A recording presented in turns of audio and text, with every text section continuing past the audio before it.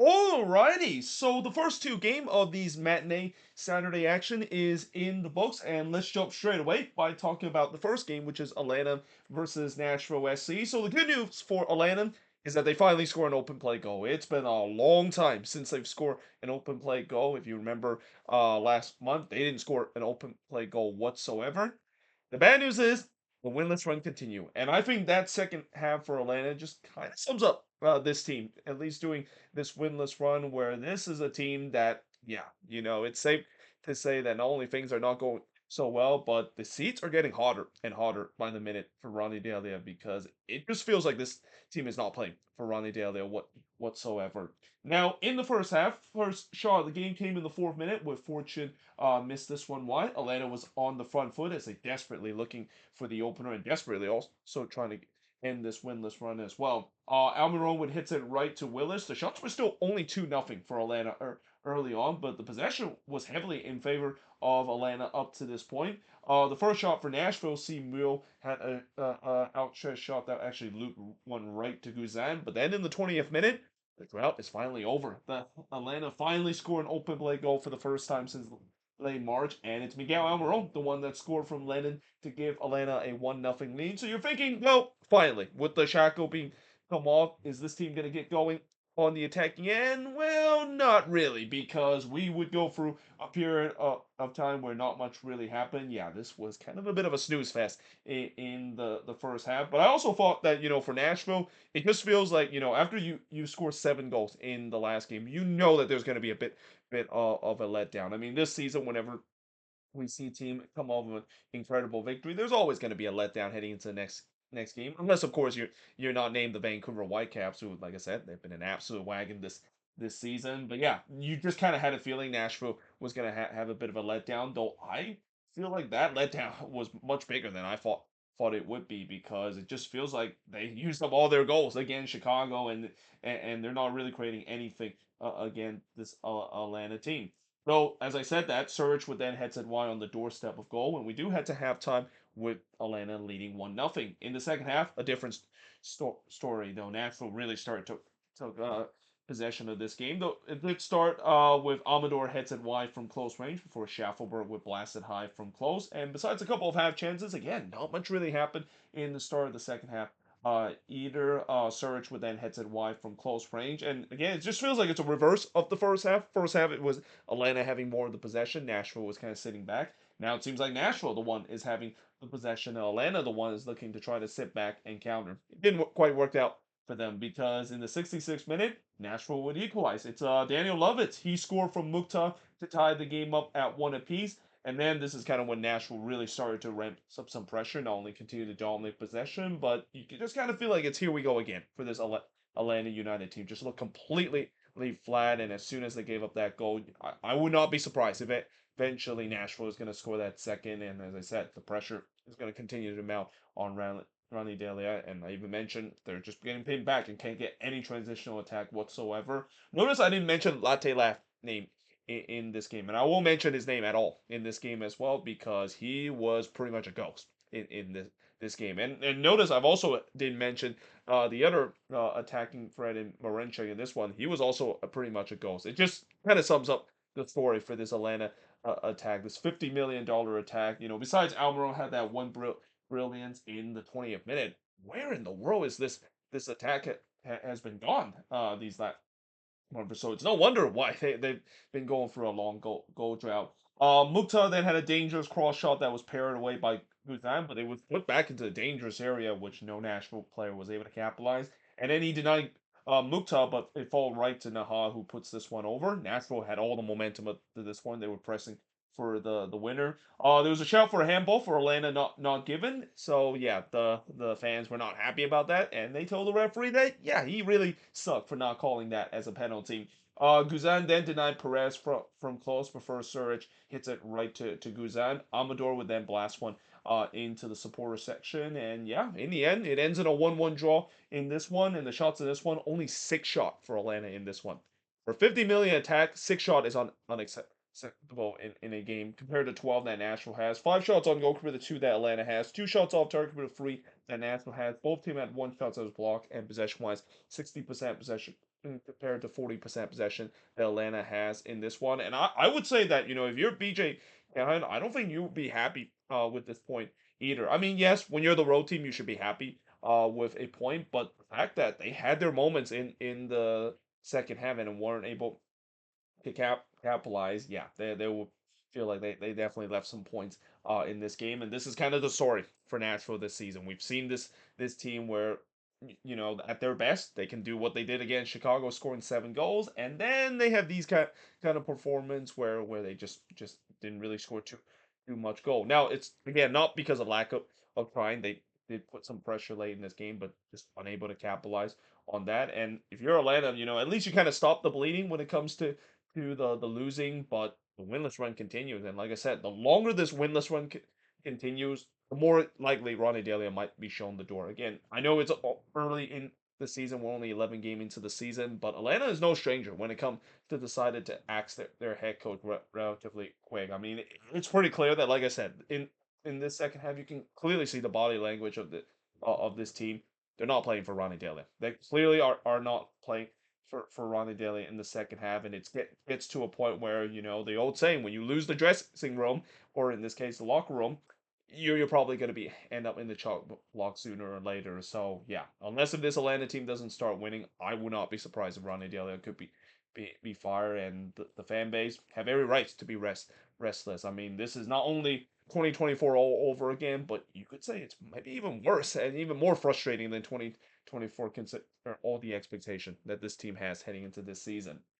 Well, moving on in terms of the next game. So speaking of frustration, yeah, while Atlanta fans are frustrated of how their team is playing, I'm pretty sure that goes the same for Toronto fans. Though I will say this, as much as I know TFC fans are very frustrated about how they've been playing, we kind of expected that this team was going to suck. Like there's a reason why a lot of people picked them to win the win spoon, and it seems like they could be on the way doing so. There were definitely a little hope, at least in the last couple of games where they stopped conceding goals and able to keep a couple of clean sheet. But yeah, they're now back sucking in these last couple of games. And in this one, I gotta say, New England, they look like a team that not only is in a resurgence, but yeah, it's safe to say that Caleb Porter is definitely off the chop block at least for a while of this incredible turnaround that he's done with his New England team in these last couple of games.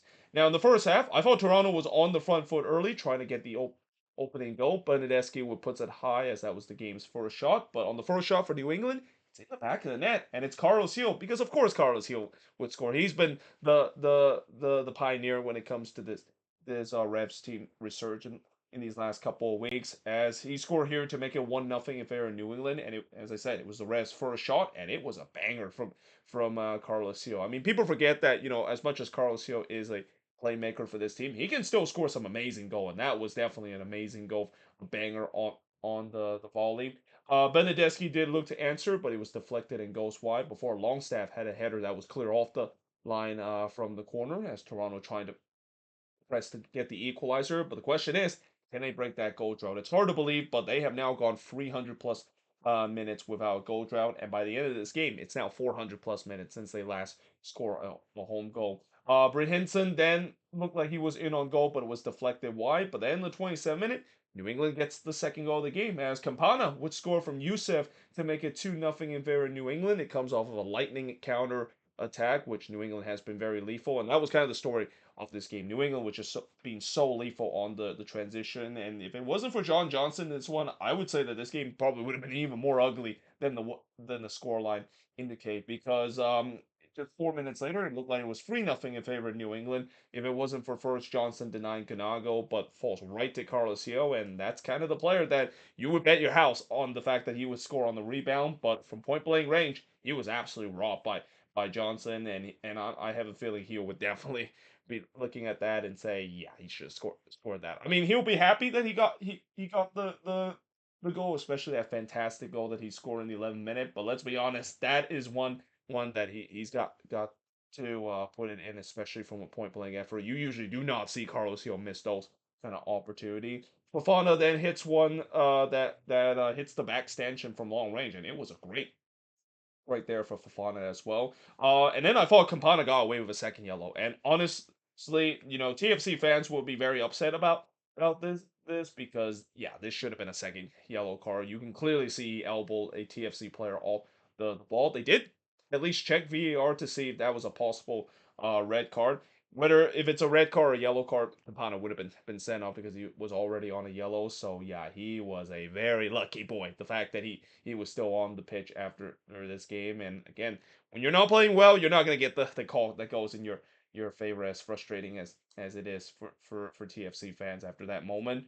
Petretta would put it wide from close before Johnson denying Ganago from close range. Toronto has no answer when it comes to the New England transition. I mean, New England has been so dangerous on the break throughout this entire game. And then Johnson would rock Ganago from point blank effort. And yeah, the boos definitely rained down hard at the halftime whistle. And again, I don't blame the frustration for TFC fans because they've been sitting through this rebuild. Going through a deep rebuild is always tough. And as I mentioned, with all the bad moves that they made the last couple of years with the old regime, it's really set this team back years, and that's kind of the product you're getting for this Toronto team. But that doesn't make the fan base happy either because yeah, not only the fact that they're in a deep rebuild, but I don't think the fan base can say that the beginning of this deep rebuild has got off to a great start. But we do head to halftime with New England leading 2-0 in the second half. Miller would puts it wide from close before Coriello would hits it right to Ivicic in the 49th minute. Toronto continued to dominate the possession, but New England's happy about that because yeah, they've been so dangerous on the counter that yeah, they'll be happy just concede possession and go on the counter, exposing this TFC defense that pretty much was non-existent throughout this game on the transition. And then to make things worse for Toronto, there was a huge concern for one of their players, Gomes, who went down with a non-contact injury, and he did not put any weight in that knee that he suffered a non-contact injury. I don't want to speculate, but that looked like it's an A injury, and you know what that that means, and yeah, just very sad to see, and I really hope it's nothing serious, but from first look, it looks like it's the A injury, and if it is, I wish Gomes a speedy recovery. So Kobe Franklin replaced him. Insigne would then heads it high in the 70th minute. Toronto continued to create some chances. And that New England seems like they started to put the foot off the gas. It was just kind of sitting on this 2-0 advantage. Now, normally when you're the road team and you try to do that, that's not usually the best way to try to close out game, which is inviting pressure. But again, this is the TFC side that have not scored a goal at home for 400 plus minutes. So I can understand why Caleb Porter might let his team just kind of sit back a little bit and just kind of let Toronto continue to miss chances after chances, and that including the 73rd minute where Benedeski would flash at Waya, which just kind of sums up his season and TFC season as a general. We then get a small coming together between both of these teams. Insigne then flashed wide from close range before Johnson denying Fango as the flag went up, so that wouldn't have counted even if Fango scored that one. Benedeski would then puts it high from long range. It's just not happening for TFC. Like up to this point, no matter what they do, and these chances not only were not on target, but really didn't trouble Ivicic too much. It just kind of just sums up the frustration that this TFC attack has had this season, where they're started to almost pressing and almost started to just kind of hope and pray that one of these long range effort would work, and most of the time it's just not happening.